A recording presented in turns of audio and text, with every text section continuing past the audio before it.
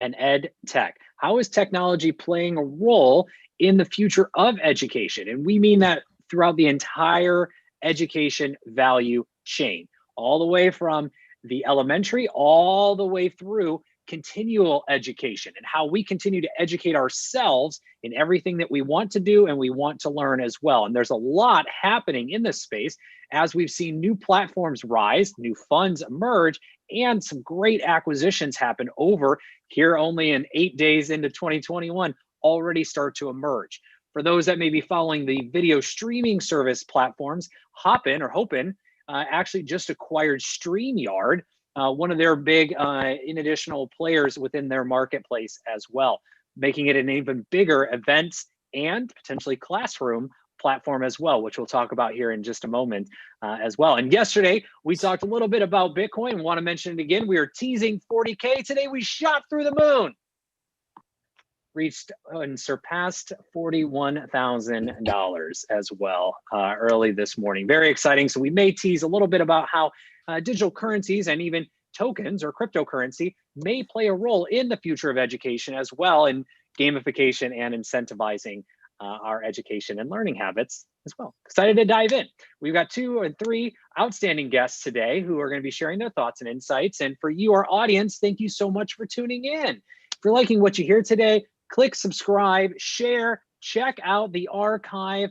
And if you would like to be on a show like today, do reach out, and we'd love to have you as an investor share your thoughts and insights on different technologies, industries, and regions around the world, along with your on-the-ground perspective as to what's happening to educate, keyword today, educate our VCTV community on everything that's happening around the world as either investors or entrepreneurs to start building and give them new ideas for new products, companies, and service.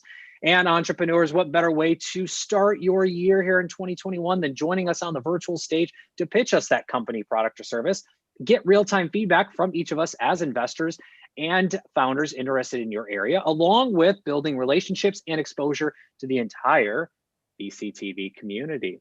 Reach out and we'd love to find the right spot for you. And a big thank you to the LaToken team and to Maria for making VCTV possible every single day, all day, on your devices and screens all around the world. With that, let's go ahead and get started and introduce our guest today. Again, we're going to be talking about education and education tech, or ed tech, as we may be referring to it for the rest of the program today.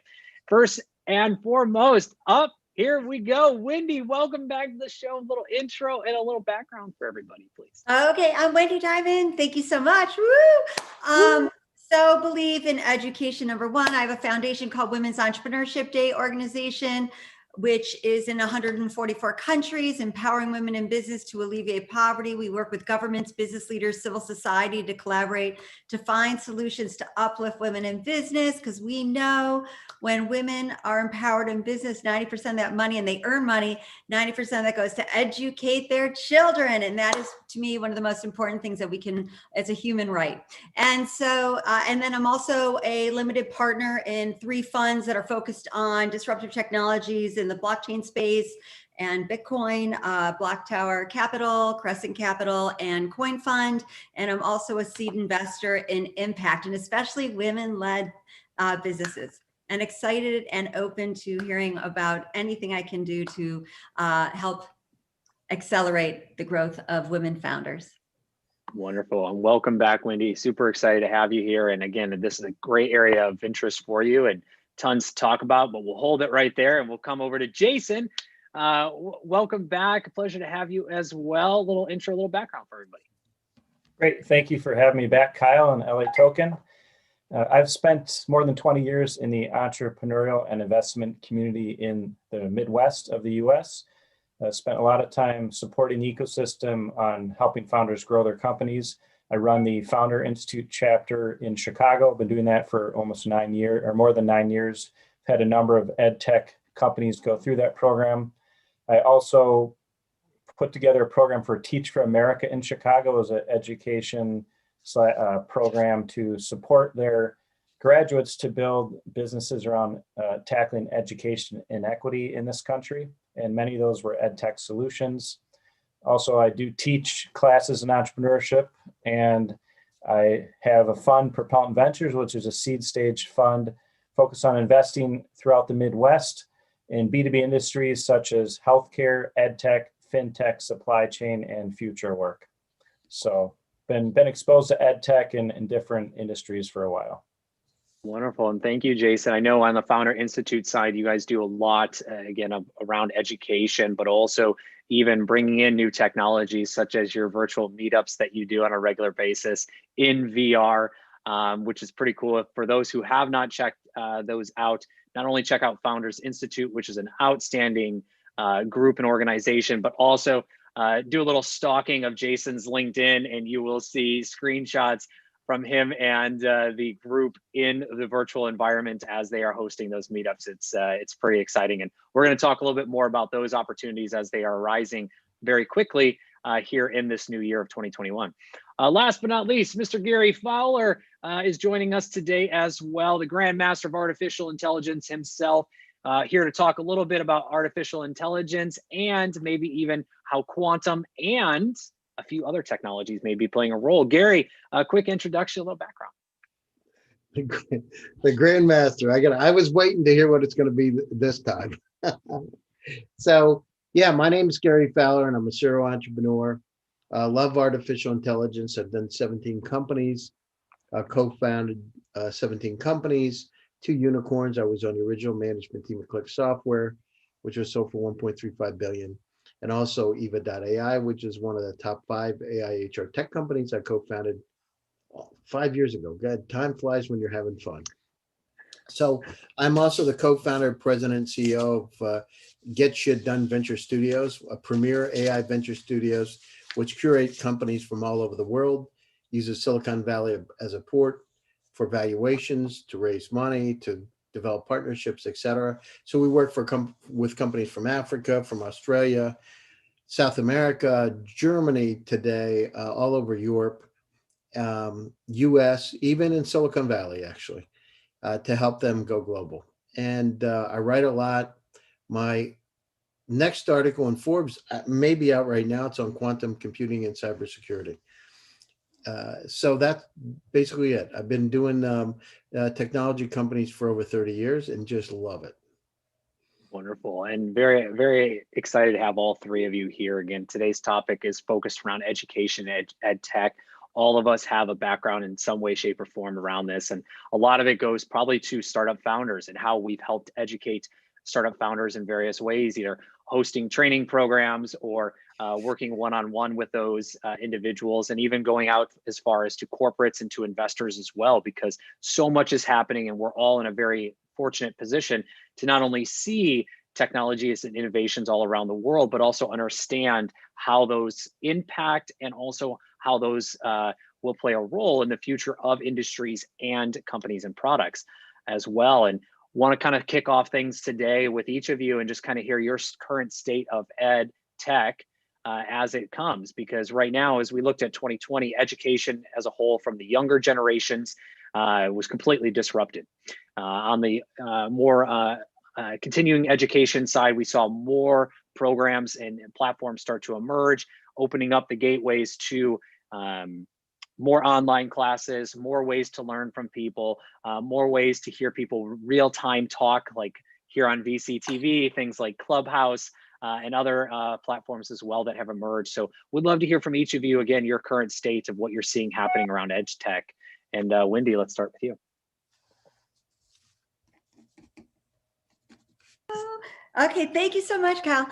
So first of all, I mean, it's never a better time. I mean, right now, it's, you know, like even every single human has the opportunity to learn, because there's so many free classes and courses that are online with Coursera and Khan Academy, et cetera, which are the ones that have been around forever. But there's all these new things. And one thing I want to say to Jason is personally, when I created Women's Entrepreneurship Day in 2013, one of the things I learned were 250 million girls were living in poverty, right? And that meant probably most likely they weren't being educated. And so in that year, I thought to myself, my God, if we could create an app to enable every one of those girls to have a mentor, to educate them and train them and to give them hope in life, right? And that was in 2013. And the first day of isolation, I decided to launch a new company called Be My Mentor.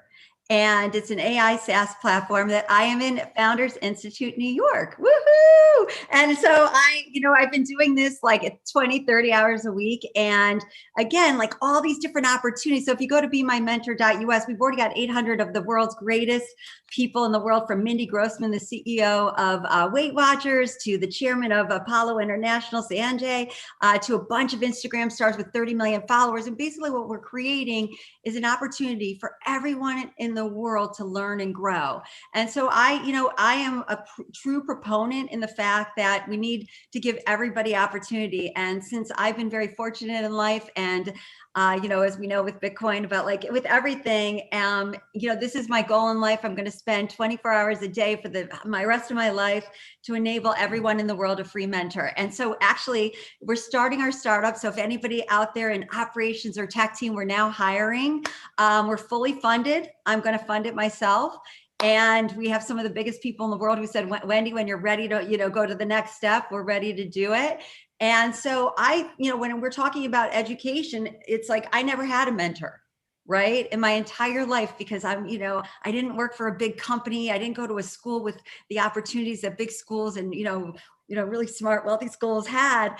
And so, for me, I want to give back in the world. And I think that really, when we think about it, there's a lot of opportunities like FI, but there's a lot of incubators out there for startups in the education space that are specifically focused on that. And so right now there's not a better time, because everyone now is about impact and impact investing. And as we know, again, I'll bring this up because I bring it up all the time, the statistics show, especially with women, it's 2.7% funding out of 100. So we really need to invest in women. So right now, if there's anybody out there with education startups in the disruptive technology space using blockchain, I have the opportunity to, really help you. And I'm interested in learning more about it and so forth. And so that's pretty much my stance on where we are with it. Thank you. Wendy, first off, congratulations. Second, you've been on It's not easy, because the startup, as we know, is a tough thing. And it's been really cool because I've dealt with hundreds of people that were like, that let me down. But then I've got all these amazing people that have come in. And it's like, as an entrepreneur, and one of the things that why I created Women's Entrepreneurship Day is to support and celebrate and empower women in business. Because at the end of the day, we see the statistics of what they do with the money, about 90% of it educating their children. So that's why I want to give hope to everybody in the world. Because I know, everybody, everybody's an expert or a novice at something. And we can all help someone. Don't hit that mute button yet. I got another question for you. First off, this is amazing. Second, I can't believe you have not mentioned this beforehand. This is an awesome initiative, so congratulations. But third, the question I have for you, so you sit on both sides of the table, and a lot of our viewers do here as well on VCTV, and sometimes it's hard to make that switch. Right. But in terms of today's topic, so education, what are maybe one or two hurdles that you have experience in building this new company around the education industry? Is there anything that you found to be a little bit more of a struggle in building this company than in other industries? Well, first off, everything's a struggle, right? Being an entrepreneur, you really have to have persistence, patience, perseverance, pluck, right? Something goes wrong, you gotta get back up. And so I think, when you look at I don't look at anything as like, oh, this is a big challenge, right? But what I really think about this is when you find people, it doesn't matter, what race, what gender, what age, it's like, to give opportunities to enable everyone to be able to make, that opportunity, I think is what's happening in this world today. And is as a simple Google search, you can find, anyone. And I always say to people, everyone wants to help. You just have to really make it easy for them. Right. And that's kind of how I found this is I've just gone out to people and I say to them, because I'm so passionate about it, is I want to, will you be my mentor? And that's why it's called Be My Mentor. Will you be my mentor? And so to say to people, will you be my mentor? I'm trying to enable everyone in the world a free mentor. Can I have a few minutes? And that's what I want to teach people is that, don't be fearful. What is the worst they could say? No. And I've had a lot of no's and I love it. Say no to me because I can't wait in a few years years to say, you said no to me, thank you, because I found someone better. You know what I mean? And I think that, you've got to really be passionate. Like, if you're passionate about creating an ed tech startup, you really need to realize, like, keep your day job, but really be passionate about and find that purpose that really drives you every day, because that's going to keep you going. Absolutely. Thank you, Wendy. Thank you. Jason, to you, current state, what are you seeing happening in the space? You've been building, you've been investing, and you've been participating or pushing some of these technologies forward. What are you starting to see now? Yeah, there's definitely a resurgence in the ed tech space. It's been around for a while. It's tough to make money in the space, but there's been a lot of adoption and acceleration of the adoption, not only in the academic side, but also the corporate side. And on the academic side, Blackboard is still the 800-pound gorilla, but there's a lot of other technologies out there. With my class that I teach college undergrads. We use something called Desire to Learn, or D2L, and they used to use Blackboard, they use that now. And one thing that the university had found during this pandemic is students like to learn online asynchronously, which is, for those that don't understand that, I learned that myself recently. That's doing the class at your own pace. There's no structured lectures. There's no times that you have any live interaction. I still have deadlines, but everything is done online in this Desire to Learn platform. So they pace themselves, and that way they don't have to deal with Zoom lectures or anything like that. And I think a lot of educators have found Zoom lectures are not that effective or that engaging for their students. I have high school or teenage kids, and they're on Zoom all day long. It's not very exciting for them, and especially because the teachers make them put their cameras on.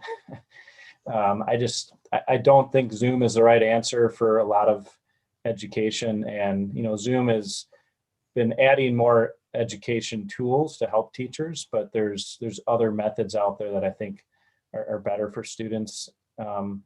But, in terms of the corporate side, there's, continuous learning, as we discussed before. There's always learning opportunities. I think some of these virtual platforms are something that's coming into existence to help with education. And I think that's another way to engage students or employees by having different ways to engage and interact versus just a Zoom lecture, because it's just, it's not as engaging for people to learn that way. So yeah, that's real my quick, initial thoughts. Yeah. Yeah, real quick, Jason. So one of the things you mentioned is Zoom rooms. Maybe not the best place from a education standpoint. What are you seeing as some of the hurdles with that? I mean, it seems like the logical choice, similar to Blackboard. Having worked in education myself in the past, I know the 800-pound gorilla as well. But it seems like the necessary thing, right? Put a room together like this, throw 30 to 100 students in there, and just kind of go and see what happens. What has maybe been some of the pushback as to why that hasn't been that effective? Well, I think first of all, right now, students are not in the classroom. They're at their home, they're in their apartment. Many of them are living with their parents. You don't know what their home situation is. And I push for my students to put their cameras on, even when we have guest speakers. They do not all do that because you don't know their situation. And so that's for some of them. Also have, aren't comfortable in this environment. One of my students would not come to class because he just was not comfortable in an online environment. So he just didn't engage. And so I think you don't know the psychology and what's going on behind all the students, what's going on with their situation, because this is stressful for a lot of them. Most of my students work at the same time. They're juggling work, family, and school. And so every situation's different. And, I think there's Zoom fatigue for sure. And, and so it's just not as engaging for them either, but really they're not in a position, many of them, to be in a comfortable environment to learn this way. They're used to learning in a classroom where they're outside of their home, their apartment, whatever. And it's the environment for learning for them that works a little bit better. And I'll add in there, even having not just here on VCTV, but other platforms and events that we've hosted, is there's also sometimes a lack of engagement as well, right? A lack of feeling the ability to engage. We're very fortunate that all of us can see each other. We all can unmute and freely talk at any time.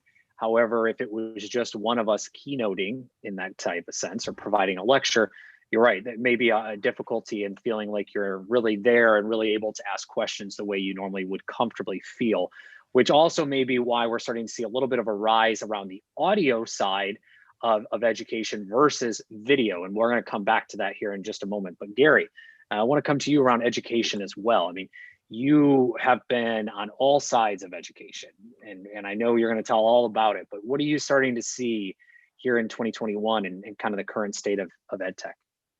Thank you, Jason. Yeah, I mean, this is keep it simple, stupid. We started the pandemic, this time last year, and with, in China, and it started to grow. I mean, think of what had to happen. We had no options but to be able to either, educate or don't educate. And so we've had to make a dramatic transition because we weren't really prepared for it. We were moving down that direction with online courses in universities, et cetera. But we really didn't embrace all the changes that took place. And we were really forced into it. So we talked about Zoom a little bit earlier. I mean, we were forced to use something. Skype isn't that good. Teams, from my perspective, isn't as good as Zoom. We had to have something. And so thank God. I mean, we went from 30 million to over 400 million active users, and maybe more today on the Zoom side.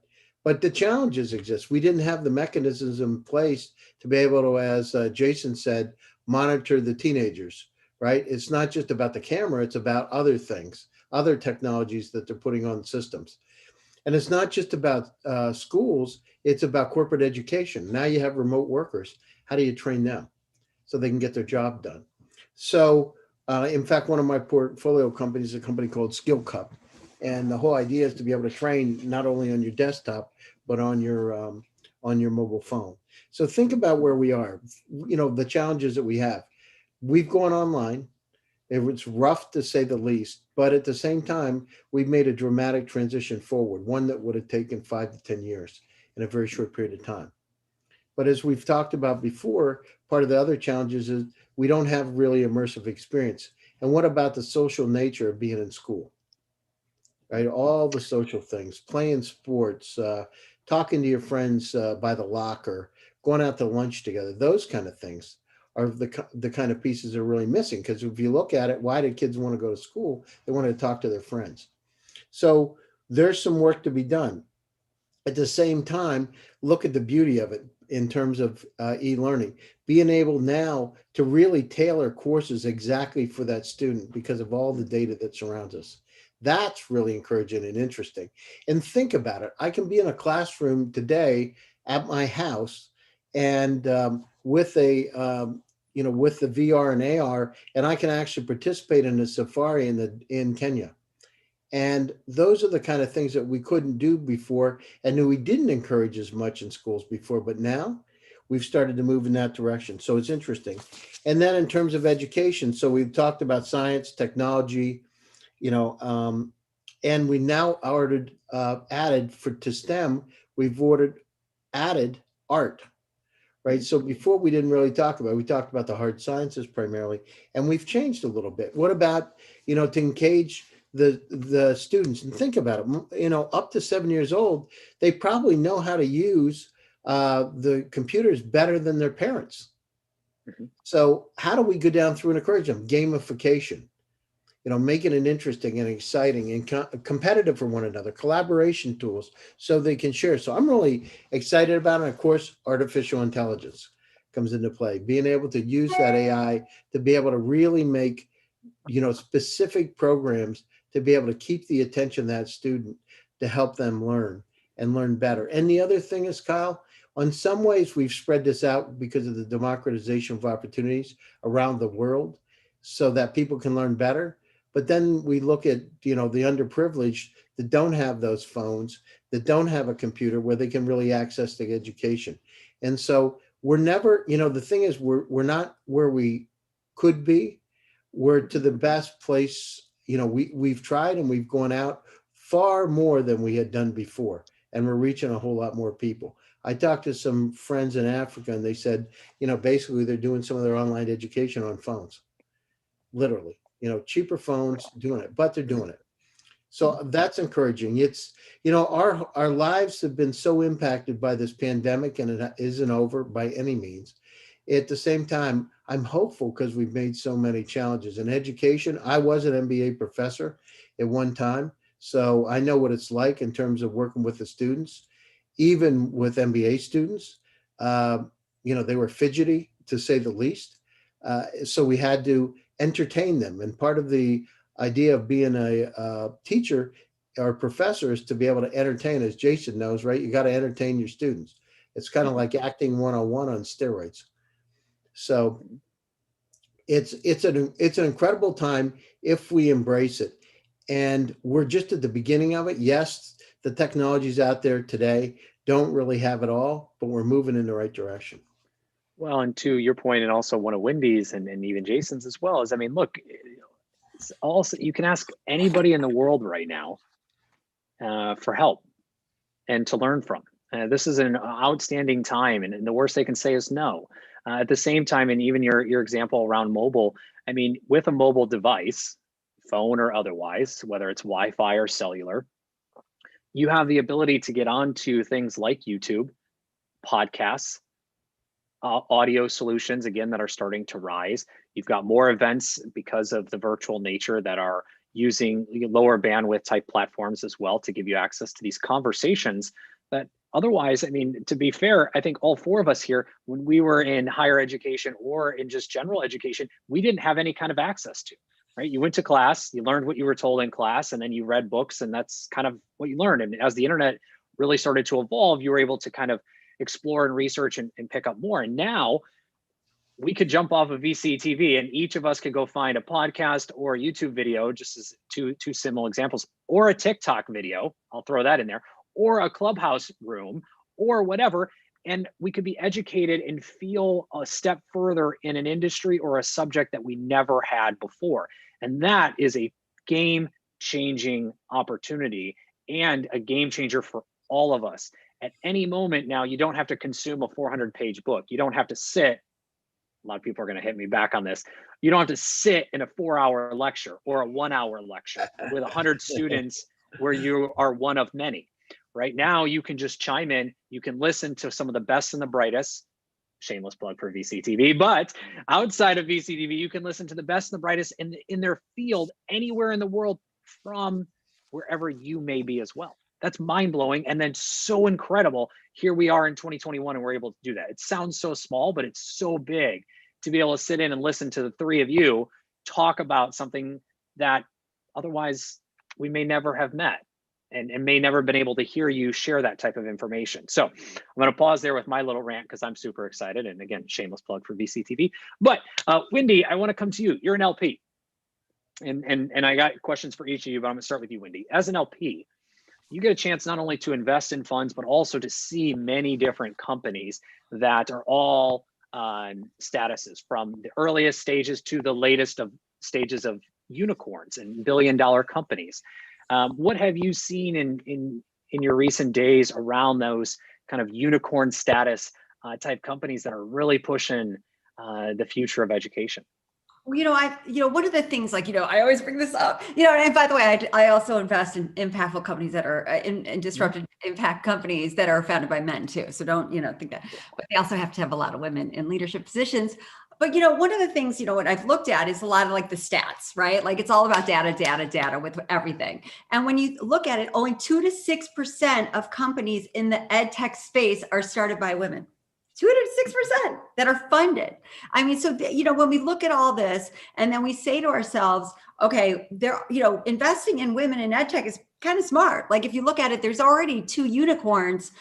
You've got Guild Education that like in the last like 3 years is now valued at $1 billion.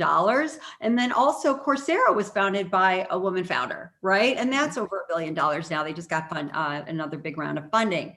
And so, I look at more saying like, let's bring awareness towards, that anybody can create an ed tech company. And if you bring the right team and et cetera. And first of all, I will go back a little bit about my experience. When I decided to launch Be My Mentor, I had no idea about developing an app or, UI, UX or Figma or React Native or any of this stuff. And it was an incredible experience for me. I've learned more during this time, during, lockdown about wow, you can really go on YouTube and watch a couple of videos and kind of get a really understanding. I'm never going to be an expert, but I'm going to really get an understanding of why am I hiring this person and what are they doing? And I really now feel like so enlightened because, look at the world is going so fast, right? And so I think, we all, no matter who we are, can learn during this time and be able to create and start something innovative. One of the things, again, that what my, funds focus on and what I personally focus on is blockchain, right? And when you look at the education space, which is truly, when you look at, just the public schools and et cetera, are very antiquated, right? And by bringing blockchain into this, you're going to increase transparency, right? And that's what's really cool about homework and being able to track it through the blockchain. You're going to have accountability through the smart contracts, and incentivize learning. I mean, experiential learning, I think, is the most important thing that we've all realized.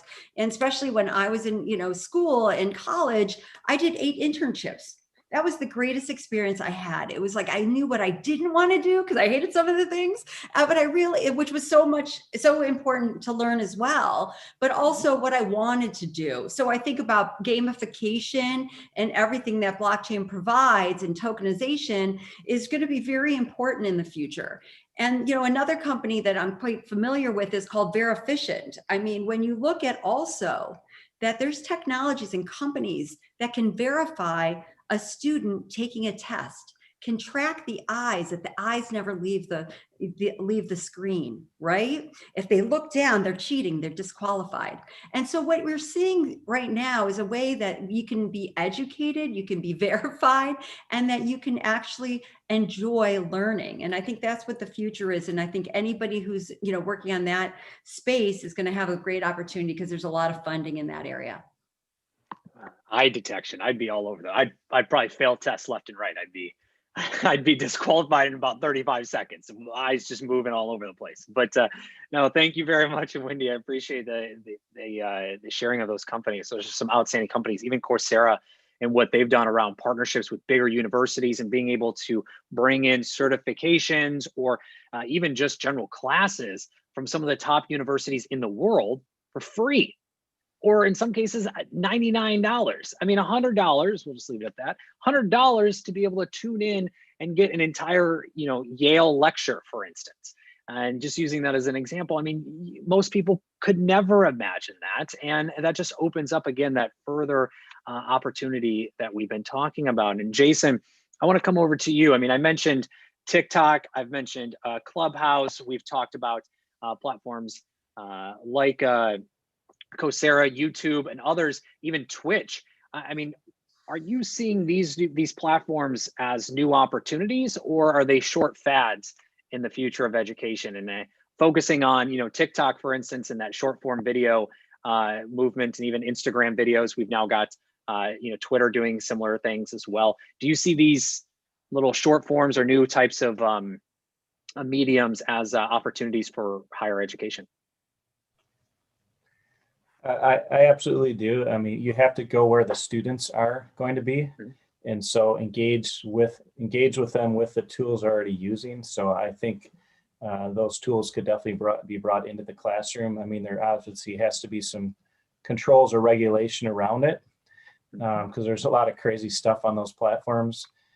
But, that type of technology, I think could work because, again, that's what students are already using. So I do not think it's a fad, but I didn't even think about those tools as opportunities for ed tech. But in reality, any of those tools could play in that space.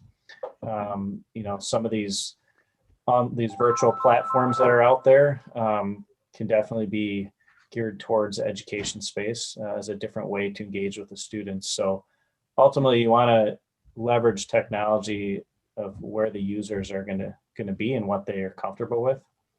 So I think it'll be here going forward. I mean, there's been online tools for a long time with education, even when it's an in-person environment.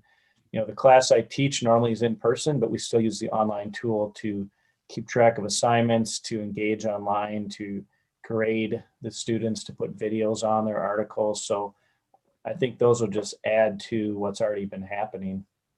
Yeah. And Gary, that leads me to, and thank you, Jason, you brought up exactly what I was hoping you would. So Gary, this is leading right into you. Is we talked about this earlier this week, infobesity. I mean, right now with what, the platforms Wendy just mentioned, what Jason mentioned as well, the multiple tools and, having to put in moderation in some of these cases. If you go from newsletters to blogs, to ebooks, to social media, to all these other different platforms, you're overly consumed with information. And essentially, in your word, infobesity. How do you think how do you see us using artificial intelligence to kind of help with that in the future for education, so that when I want to learn about a subject like blockchain, for instance, I get the best and the brightest of what I want and who I should be listening to based on who I am, my skill set, et cetera. So I'm not inundated with a massive amount of information. Yeah, I mean, the thing is, we're going to have educational smart assistants that are really like tutors to be able to help guide us through. And when the system understands that we don't know something, it'll bring us modules to be able to help train us to understand them better and to make sense of all the data. I mean, we are inundated with information all the time. And so on the one side, it'll be much more surgically precise, using semi-supervised and some unsupervised AI. But that's really the future, because it'll give us the ultimate and tailored. So if it understands that you want to understand what it's like to see what the Marianas Trench looks like from the deep diving submarine, you're able to get in and put on your AR, VR and actually understand it, to bring it to life. Because when you have that connection to that particular material, what it does is it comes to life. It's much more easier to learn. So, and it will understand how that particular individual learns, their learning patterns, to be able to present the information, whether they're visual, whether they like to hear people speak, whether it's a combination of the both, or they like to read. It'll start to present it in a way that you understand, and it'll dramatically increase the amount of material that we're able to read and make sense of this data, because we are in a state of infobesity with, this incredible amount of data. And students, I mean, think about it. How much do they have? They've got the same issues with their mobile phones as we have. They pick them up every 5 minutes looking at texting to their friends, right? So we need to figure out how to make it more interesting, to be able to collaborate, more collaboration, how to gamify it with your friends, who gets done with the material the best and gets the highest grade. So we can start encouraging people to want to learn better. And with that, thank you, Gary. I want to come to each of you around the areas of opportunity you're seeing for either investment or for development in education over the next few years, because it does not look like this is going to change. If anything, in a very exciting way, this is what we've been waiting for many years, is this open world and very, dynamic education environment for each of us, and anywhere we are at any level as well. So to you, where are the opportunities, either as an investor to start looking at, or as an entrepreneur to start building? And Jason, let's start with you. I think Gary alluded to some of it before, but I think really some good engagement tools between students and teachers. And I think virtual reality is a very interesting potential opportunity, or a virtual environment to get students to get beyond the Zoom screen and to really engage and do unique things online. You can do presentations, you can do all kinds of different things in those environments. So adding virtual reality or AR even, I think is pretty interesting stuff. And I think that's going to be really, I think that's going to happen a lot more than maybe it's happening right now. Of course, mobile, any type of mobile engagement, I think where the students already are is also going to be important. I mean, there are tools out there now, but I think it's only going to accelerate because right now the phone is not something you can generally bring in the classroom, but there are going to be probably, you got to again have some regulation around it, but there'll probably be different ways for students to engage through their phone because they're already using it already. So you need to figure out what those nuances are, what those controls are. But I think that also will be, you'll see more of that happening, I believe. This is, not that the pandemic is a good thing, but we needed something like this to disrupt this space and to accelerate what was starting to happen. But now, as we see our kids are struggling with learning a little bit, this technology needs to accelerate. So like a lot of industries, but education specifically is really impacting a lot of people, teachers and students. So yeah, it's, this remote learning is not going away. And so I think a lot of technologies around remote learning are going to continue to accelerate from now and really going forward. Well, and it seems like we kind of went and just, split the divide there, right? So we had education going on a very slow progression around introducing new technologies and embracing it as well. And it's hard to argue that on a lot of fronts, but what happened, in 2020 is we just went the complete opposite direction. We just went, boom, we're going to throw technology at all of you, deal with it. And, these other platforms started to see opportunity jumped in where they needed, and now they're starting to surpass. And hopefully here in 2021, right, we'll kind of come full circle and we'll see a very exciting pathway. And so Wendy, to you as well, and then Gary will come to you in a moment here. Any other areas of opportunity either as an investor or as a founder that they should be building or thinking about when looking at education and really helping to push that industry forward from a technology perspective? Everything Jason said, but I also think one-on-one, because I think it's almost impossible. I've stopped going on Zooms with 100 people because it's just I I can't really follow it. I'm just it's so boring unless they're animated and fun and the whole thing, you go, but I think one-on-one, you're going to see a lot more one-on-one platforms that are going to start coming out. I think that also we cannot forget continuing education and adult education. I think everybody now, especially there's 73 million people in America, 190 million worldwide that are unemployed. People are pivoting careers, right? And I think that we really need to address those situations. And I think that that's where you're going to see a lot more focus and a lot more companies starting up. And especially now where we're getting more awareness about Bitcoin, I think you're going to start seeing a lot more blockchain companies that are going to be coming into the space as well.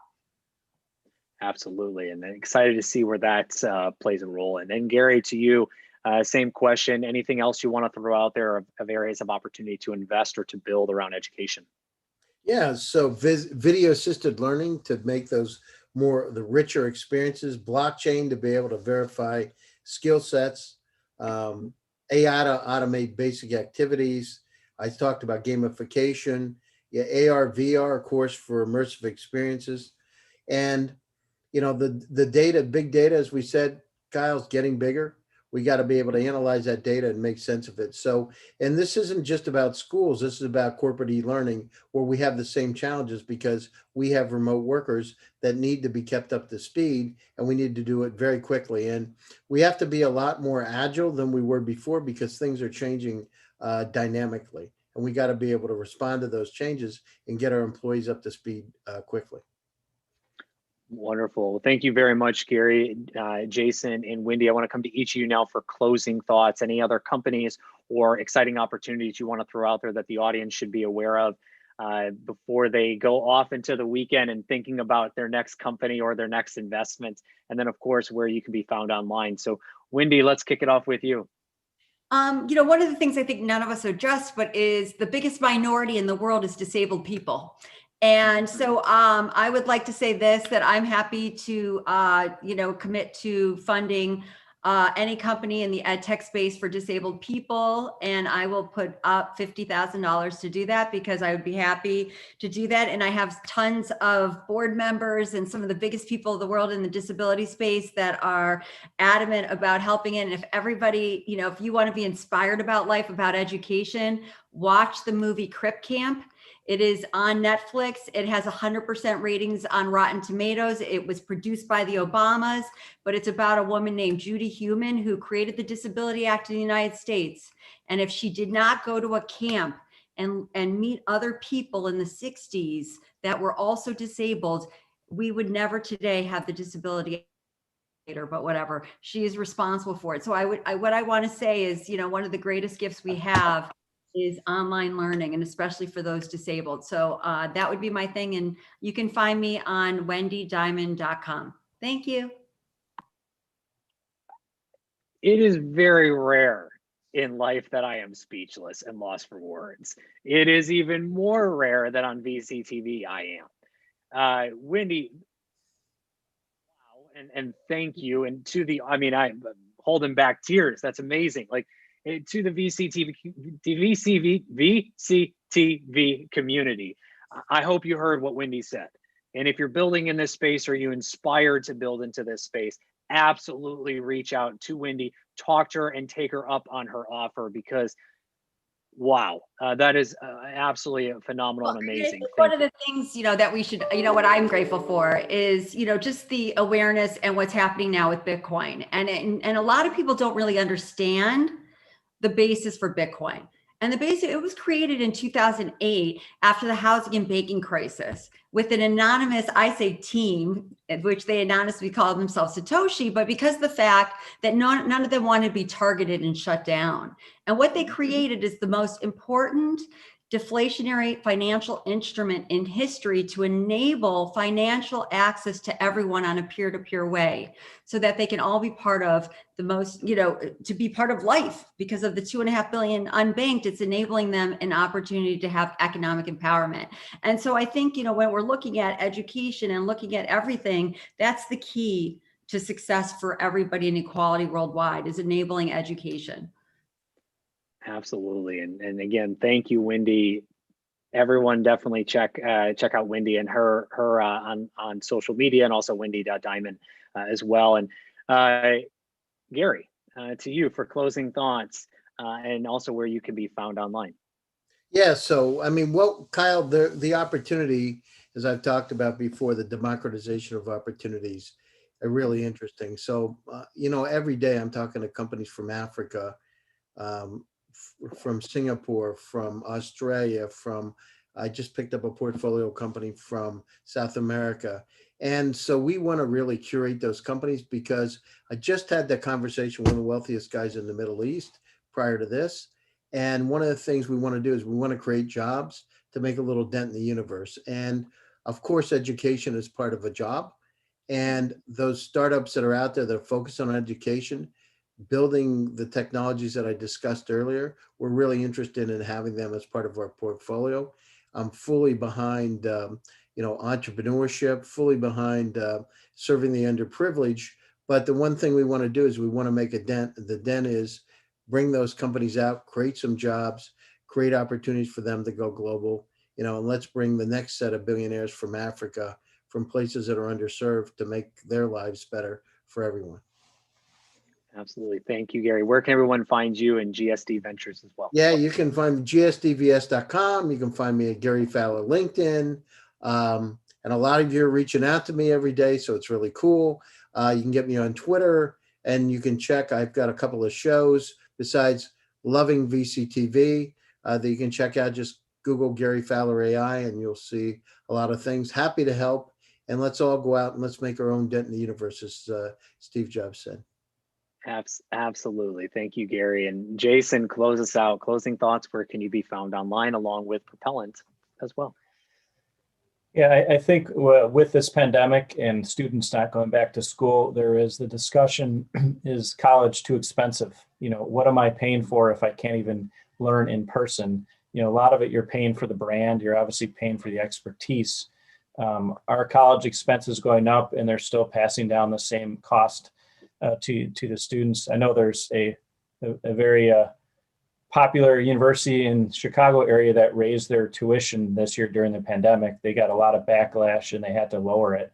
And so are students not going to be going to college? Are they going to be taking a year or two off? Are they going to be going to a community college and then graduating from an accredited university just 2 years just to get that degree? So I think there's going to be a reshuffling, I think, of what people are going to be doing for their college education.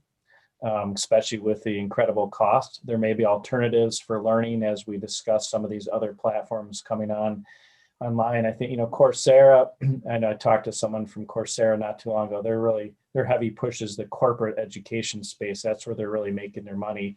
They struggled for years trying to do it, I think, on the consumer level. So I think you'll see more of that going towards the corporate level. There's another competitor of Coursera's, I'm drawing a blank right now, but they have a big foothold in the corporate education market as well. And so I think you'll see a lot more of that. And, that's where more money can be made anyways, I think, on the business side, regardless of the industry.